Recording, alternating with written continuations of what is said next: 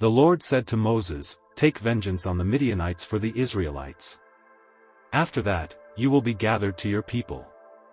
So Moses said to the people, "Arm some of your men to go to war against the Midianites so that they may carry out the Lord's vengeance on them.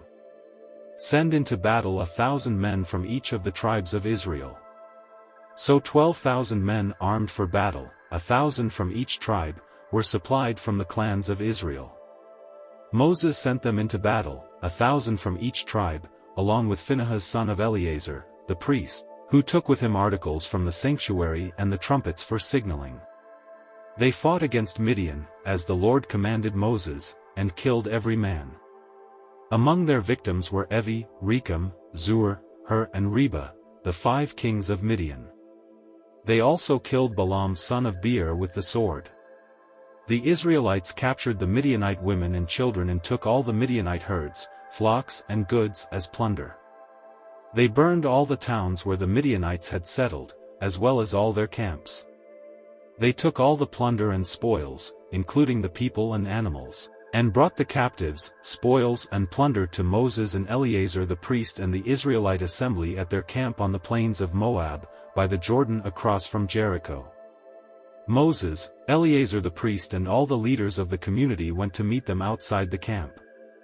Moses was angry with the officers of the army, the commanders of thousands and commanders of hundreds, who returned from the battle. "Have you allowed all the women to live?" he asked them. They were the ones who followed Balaam's advice and enticed the Israelites to be unfaithful to the Lord in the Peor incident, so that a plague struck the Lord's people. Now kill all the boys. And kill every woman who has slept with a man, but save for yourselves every girl who has never slept with a man. Anyone who has killed someone or touched someone who was killed must stay outside the camp 7 days. On the 3rd and 7th days you must purify yourselves and your captives. Purify every garment as well as everything made of leather, goat hair or wood. Then Eleazar the priest said to the soldiers who had gone into battle, "This is what is required by the law that the Lord gave Moses: gold, silver, bronze, iron, tin, lead and anything else that can withstand fire must be put through the fire, and then it will be clean. But it must also be purified with the water of cleansing. And whatever cannot withstand fire must be put through that water. On the 7th day wash your clothes and you will be clean. Then you may come into the camp." The Lord said to Moses, "You and Eleazar the priest and the family heads of the community are to count all the people and animals that were captured.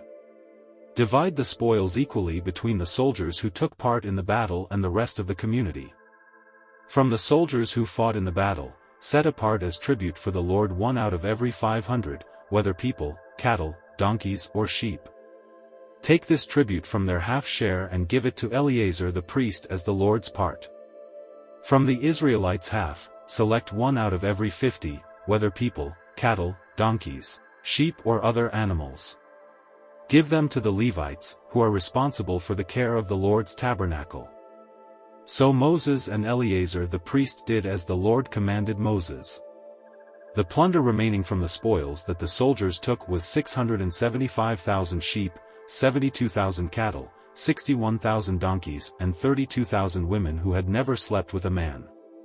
The half share of those who fought in the battle was 337,500 sheep, of which the tribute for the Lord was 675, 36,000 cattle, of which the tribute for the Lord was 72, 30,500 donkeys, of which the tribute for the Lord was 61, 16,000 people, of whom the tribute for the Lord was 32. Moses gave the tribute to Eleazar the priest as the Lord's part, as the Lord commanded Moses. The half belonging to the Israelites, which Moses set apart from that of the fighting men, the community's half, was 337,500 sheep, 36,000 cattle, 30,500 donkeys and 16,000 people. From the Israelites' half, Moses selected 1 out of every 50 people and animals, as the Lord commanded him, and gave them to the Levites, who were responsible for the care of the Lord's tabernacle. Then the officers who were over the units of the army, the commanders of thousands and commanders of hundreds, went to Moses and said to him, "Your servants have counted the soldiers under our command, and not one is missing. So we have brought as an offering to the Lord the gold articles each of us acquired, armlets, bracelets, signet rings, earrings and necklaces, to make atonement for ourselves before the Lord. Moses and Eleazar the priest accepted from them the gold, all the crafted articles, all the gold from the commanders of thousands and commanders of hundreds that Moses and Eleazar presented as a gift to the Lord weighed 16,750 shekels. Each soldier had taken plunder for himself. Moses and Eleazar the priest accepted the gold from the commanders of thousands and commanders of hundreds and brought it into the tent of meeting as a memorial for the Israelites before the Lord. The Reubenites and Gadites, who had very large herds and flocks, saw that the lands of Jazer and Gilead were suitable for livestock. So they came to Moses and Eleazar the priest and to the leaders of the community, and said, Ataroth, Dibon, Jazer, Nimrah, Heshbon, Eleli, Sebam, Nebo and Beon, the land the Lord subdued before the people of Israel, are suitable for livestock, and your servants have livestock. If we have found favor in your eyes, they said, let this land be given to your servants as our possession. Do not make us cross the Jordan. Moses said to the Gadites and Reubenites, should your fellow Israelites go to war while you sit here? Why do you discourage the Israelites from crossing over into the land the Lord has given them? This is what your fathers did when I sent them from Kadesh Barnea to look over the land. After they went up to the valley of Eshcol and viewed the land, they discouraged the Israelites from entering the land the Lord had given them. The Lord's anger was aroused that day and he swore this oath, because they have not followed me wholeheartedly. Not one of those who were 20 years old or more when they came up out of Egypt will see the land I promised on oath to Abraham, Isaac and Jacob, not one except Caleb son of Jephunneh the Kenizzite and Joshua son of Nun, for they followed the Lord wholeheartedly. The Lord's anger burned against Israel and he made them wander in the wilderness 40 years, until the whole generation of those who had done evil in his sight was gone. And here you are, a brood of sinners, standing in the place of your fathers and making the Lord even more angry with Israel. If you turn away from following him, he will again leave all this people in the wilderness, and you will be the cause of their destruction. Then they came up to him and said, we would like to build pens here for our livestock and cities for our women and children. But we will arm ourselves for battle and go ahead of the Israelites until we have brought them to their place. Meanwhile our women and children will live in fortified cities, for protection from the inhabitants of the land. We will not return to our homes until each of the Israelites has received their inheritance. We will not receive any inheritance with them on the other side of the Jordan, because our inheritance has come to us on the east side of the Jordan. Then Moses said to them, if you will do this, if you will arm yourselves before the Lord for battle and if all of you who are armed cross over the Jordan before the Lord until he has driven his enemies out before him, then when the land is subdued before the Lord, you may return and be free from your obligation to the Lord and to Israel. And this land will be your possession before the Lord. But if you fail to do this, you will be sinning against the Lord, and you may be sure that your sin will find you out.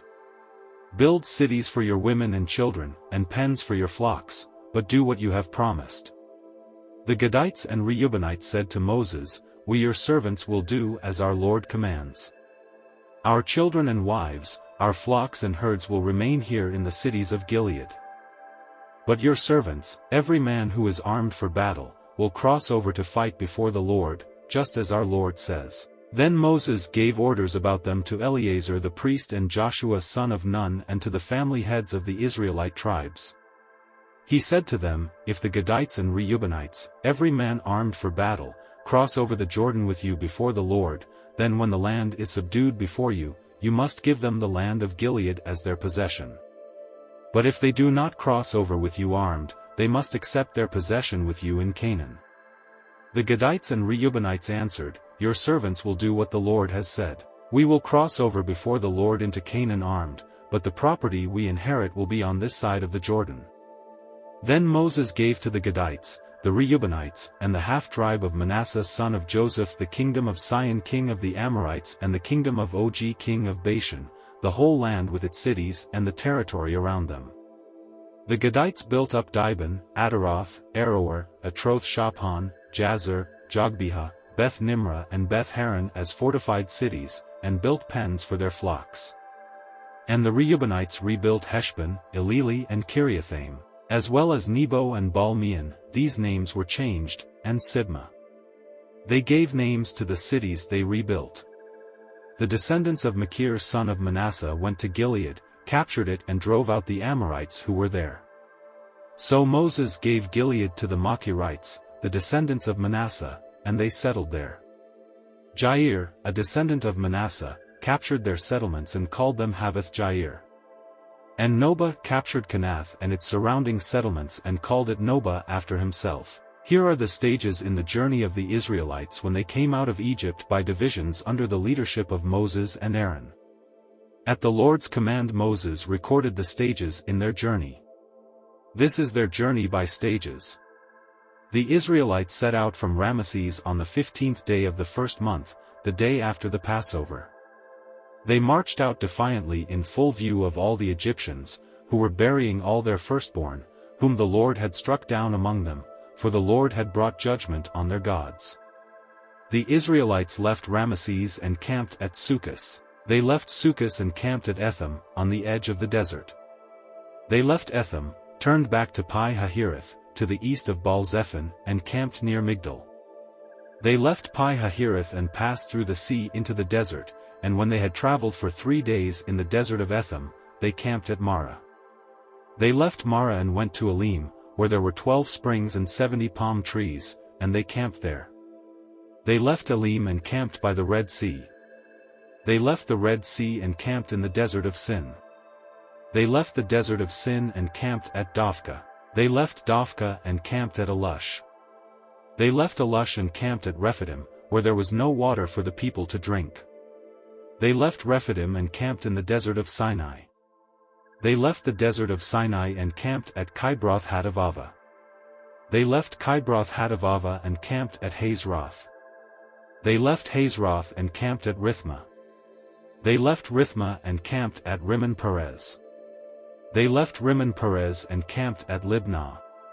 They left Libnah and camped at Rissah. They left Rissah and camped at Kehelatha. They left Kehelatha and camped at Mount Shepher. They left Mount Shepher and camped at Harada. They left Harada and camped at Makaloth. They left Makaloth and camped at Tahath. They left Tahath and camped at Turah.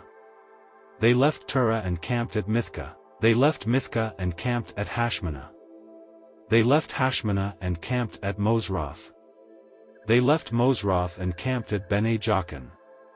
They left Bene Jaakan and camped at Hor Haggidgad. They left Hor Haggidgad and camped at Jotbathah. They left Jotbathah and camped at Abrona. They left Abrona and camped at Ezion-Geber. They left Ezion-Geber and camped at Kadesh, in the desert of Zin.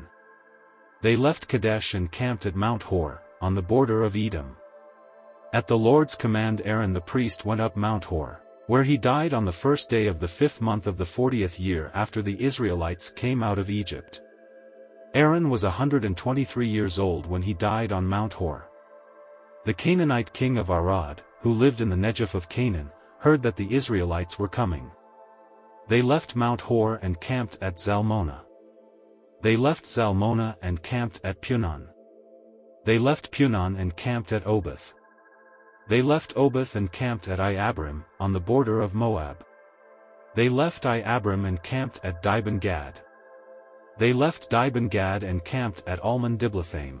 They left Almon-Diblathaim and camped in the mountains of Abram, near Nebo. They left the mountains of Abram and camped on the plains of Moab by the Jordan across from Jericho. There on the plains of Moab they camped along the Jordan from Beth-Jeshimoth to Abel-Shittim. On the plains of Moab by the Jordan across from Jericho the Lord said to Moses, "Speak to the Israelites and say to them, when you cross the Jordan into Canaan, drive out all the inhabitants of the land before you. Destroy all their carved images and their cast idols, and demolish all their high places. Take possession of the land and settle in it, for I have given you the land to possess. Distribute the land by lot, according to your clans. To a larger group give a larger inheritance, and to a smaller group a smaller one. Whatever falls to them by lot will be theirs. Distribute it according to your ancestral tribes. But if you do not drive out the inhabitants of the land, those you allow to remain will become barbs in your eyes and thorns in your sides. They will give you trouble in the land where you will live. And then I will do to you what I plan to do to them. The Lord said to Moses, "Command the Israelites and say to them, when you enter Canaan, the land that will be allotted to you as an inheritance is to have these boundaries. Your southern side will include some of the desert of Zin along the border of Edom. Your southern boundary will start in the east from the southern end of the Dead Sea, cross south of Scorpion Pass, continue on to Zin and go south of Kadesh Barnea. Then it will go to Hazar Adar and over to Asman, where it will turn, join the Wadi of Egypt and end at the Mediterranean Sea. Your western boundary will be the coast of the Mediterranean Sea. This will be your boundary on the west. For your northern boundary, run a line from the Mediterranean Sea to Mount Hor and from Mount Hor to Lebo Hamath. Then the boundary will go to Zedad, continue to Ziphron and end at Hazar Enan. This will be your boundary on the north. For your eastern boundary, run a line from Hazar Enan to Shepham. The boundary will go down from Shepham to Riblah on the east side of Ain and continue along the slopes east of the Sea of Galilee. Then the boundary will go down along the Jordan and end at the Dead Sea. This will be your land, with its boundaries on every side. Moses commanded the Israelites, "Assign this land by lot as an inheritance. The Lord has ordered that it be given to the 9.5 tribes, because the families of the tribe of Reuben, the tribe of Gad and the half-tribe of Manasseh have received their inheritance. These 2.5 tribes have received their inheritance east of the Jordan across from Jericho, toward the sunrise." The Lord said to Moses, "These are the names of the men who are to assign the land for you as an inheritance, Eleazar the priest and Joshua son of Nun. And appoint one leader from each tribe to help assign the land. These are their names: Caleb son of Jephunneh, from the tribe of Judah, Shemuel son of Ammihud, from the tribe of Simeon, Elidad son of Kislon, from the tribe of Benjamin, Buki son of Jogli, the leader from the tribe of Dan, Haniel son of Ephod, the leader from the tribe of Manasseh son of Joseph, Kemuel son of Shifton, the leader from the tribe of Ephraim son of Joseph, Elizaphan son of Parnak, the leader from the tribe of Zebulun, Paltiel son of Azan, the leader from the tribe of Issachar, Ahihud son of Shalomi, the leader from the tribe of Asher, Petahel son of Ammihud, the leader from the tribe of Naphtali. These are the men the Lord commanded to assign the inheritance to the Israelites in the land of Canaan. On the plains of Moab by the Jordan across from Jericho, the Lord said to Moses, "Command the Israelites to give the Levites towns to live in from the inheritance the Israelites will possess. And give them pasturelands around the towns. Then they will have towns to live in and pasturelands for the cattle they own and all their other animals. The pasturelands around the towns that you give the Levites will extend 1,000 cubits from the town wall. Outside the town, measure 2,000 cubits on the east side, 2,000 on the south side, 2,000 on the west and 2,000 on the north, with the town in the center. They will have this area as pastureland for the towns. 6 of the towns you give the Levites will be cities of refuge, to which a person who has killed someone may flee. In addition, give them 42 other towns. In all you must give the Levites 48 towns, together with their pasturelands. The towns you give the Levites from the land the Israelites possess are to be given in proportion to the inheritance of each tribe. Take many towns from a tribe that has many, but few from one that has few." Then the Lord said to Moses, "Speak to the Israelites and say to them, when you cross the Jordan into Canaan, select some towns to be your cities of refuge, to which a person who has killed someone accidentally may flee. They will be places of refuge from the avenger, so that anyone accused of murder may not die before they stand trial before the assembly. These 6 towns you give will be your cities of refuge. Give 3 on this side of the Jordan and 3 in Canaan as cities of refuge. These 6 towns will be a place of refuge for Israelites and for foreigners residing among them, so that anyone who has killed another accidentally can flee there. If anyone strikes someone a fatal blow with an iron object, that person is a murderer, the murderer is to be put to death. Or if anyone is holding a stone and strikes someone a fatal blow with it, that person is a murderer, the murderer is to be put to death. Or if anyone is holding a wooden object and strikes someone a fatal blow with it, that person is a murderer, the murderer is to be put to death. The avenger of blood shall put the murderer to death. When the avenger comes upon the murderer, the avenger shall put the murderer to death. If anyone with malice aforethought shoves another or throws something at them intentionally so that they die, or if out of enmity one person hits another with their fist so that the other dies, that person is to be put to death, that person is a murderer.